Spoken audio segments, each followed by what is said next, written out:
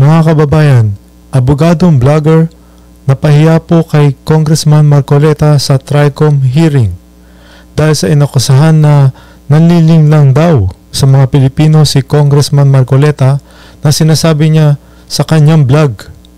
Nagtuturo pa naman daw ito sa Ateneo ng College of Law. Panoorin po natin. Ni-review ko yung mga vlog ko. Sino kayo yung mga member ng Quadcom at ngayon ng TRICOM na naging topic ko? Ito yung title ng vlog mo sa akin eh.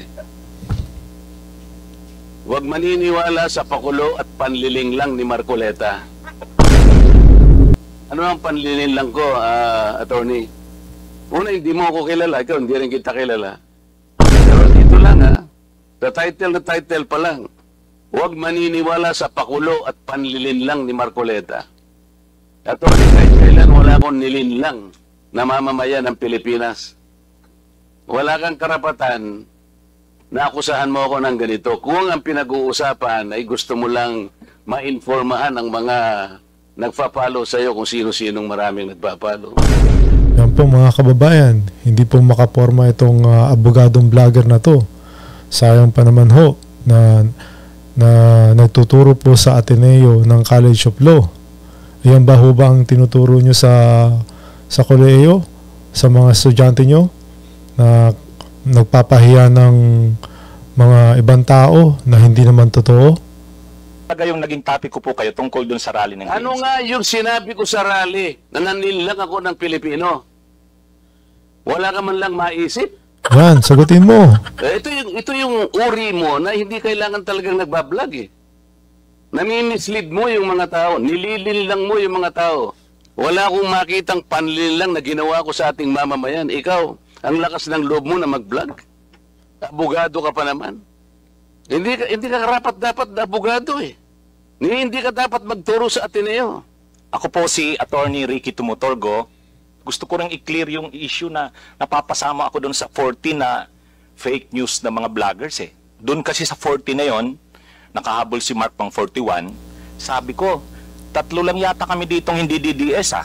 Hindi ko alam bakit ako pinatawag. Dahil ba attorney ako na nagbablog? Or baka may natamaan ako dyan sa pagbablog ko? Kaya ni-review ko yung mga vlog ko. Sino kayo yung mga member ng Quadcom at ngayon ng TRICOM na naging topic ko? Sabi ko, wala naman akong masyadong kaya confident ako na sabi ko, kaya ko tong harapin. Dito ko nakikita na ang vlogging, usually kasi pag sinabi yung vlogger, para talagang tagakalat ka ng fake news eh.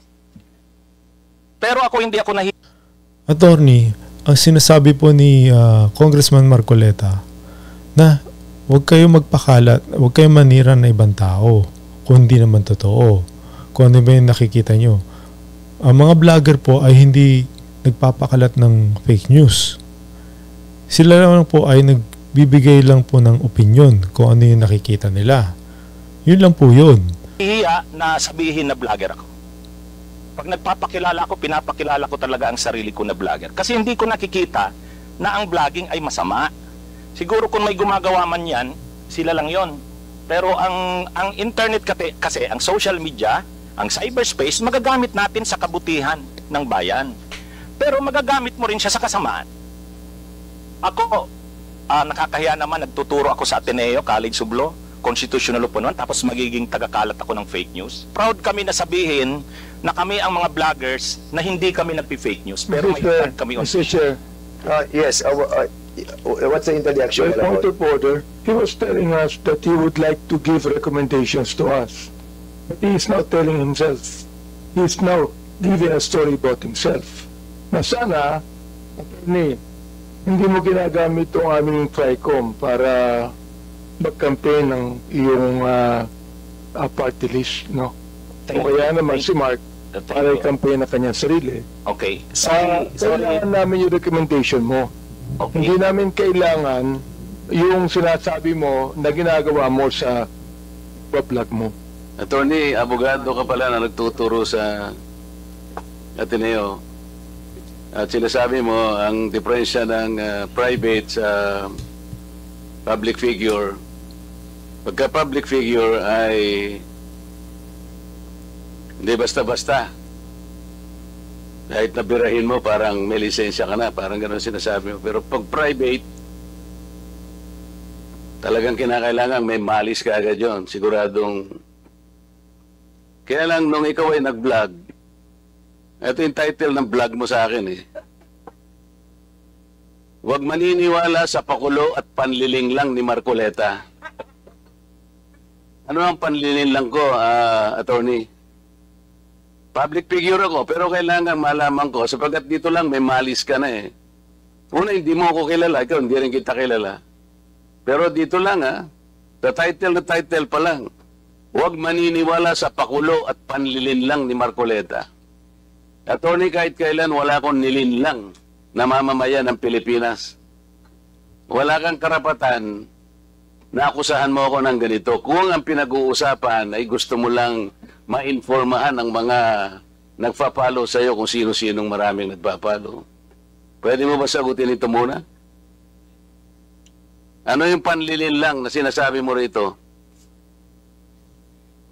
Marami na po kasi akong naging hindi ko ano yung particular na Ito pakikita ko sa iyo, ayan hindi ko po alam kung anong particular doon na attorney, gumawa ka ng vlog. yes po, ako po Responsibilidad mo sa public ito, lalong-lalo na yung naniniwala sa iyo. Hindi ako maniwala kung paano mo silang napaniwala. Pero itong sinabi mong ito, may pakulo ako at panlilin lang. Ito yung sagutin mo. Hindi ako naniniwalang hindi mo naalala ito. Nakalimutan ho kagad ni Attorney ho yan, Congressman Marcoleta. Nagpatay mali siya na ho siya sa ginawa niya. Nakalimutan na ho niya yun. Mr. Chair? Mr. Chair? Actually po, dun yata yan sa rally ng Iglesia ni Cristo na naging subject din ako po ng programa ninyo sa yung dalawang pong kasama Honorable Congressman Marcoleta. Ako po yung naging subject nyo doon ni Saganang Mamamayan. Kasi ako yung nag-comment na sabi ko, dapat yung Iglesia ni Cristo kung talagang malaki yung mobilization nila, doon nila gawin sa Luneta. Huwag sa Liwasan. Yun yung kasi, pag sa Liwasan... Attorney, huwag mong nililihis ang usapan, ano? Yan na po, nililihis na yung usapan. Hindi niya na matandaan yung sinasabi niya. Kung ano yung blinag niya patungkol kay Congressman Marcoleta. Hirapan yung panlilin lang na sinasabi mo at pakulo. Walang kinalaman yung rally ng INC dito. Doon ko po kita, Honorable Congressman Marcoleta. Anong panlilin lang ang ginawa ko doon sa rally? Patay na, hindi na siya makasagot, mga kababayan. Yung po yatang speech nyo doon Hindi sa pa yata, kailangan siguruhin mo. Nagsalita ko doon. Anong parte ng speech ko? Ang nilinlang ko ang mamamayang Pilipino. Honorable Congressman Marcoleta, yung reaction ko po yata yung speech nyo po doon sa Ano stage. nga? Kung alam mo yung speech ko, ano yung panlilinlang doon? Tingnan ko po dito sa ano ko kung ano yung dami ko na po kasing naging content tungkol sa Hindi ganoon. Ako kapag sinabi ko, alam ko ang pinagbabasihan ko. Kahit matagal na yon, maaalala ko. Pag nilinlang ako ng isang tao, alam ko. Problema sa inyo, hindi ko nilalahat ang vloggers, ano? Ako, hindi ko minamasama yung vlogs. Yan ay part ng ating free speech. Expression. At yan ay ginagaranti ng ating saligang batas. Totoo naman na kapag ka-public figures, hindi dapat balat sibuyas. Hindi kagaya ng balat sibuyas ni Kong Barbers, alam ko yan. Pero hindi nangangahulugan. Kailangan i-establish ninyo. I-establish mo. Ikaw ay abogado pa rin, kagaya na sinasabi mo, nagtuturo ka pa sa isang reputableng institusyon. At pagkatapos, tinatanong ko lang ngayon, ikaw ang nagbablog,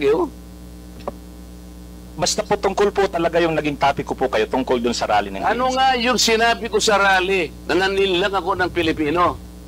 Oo nga, ano nga? Wala ka man lang maisip?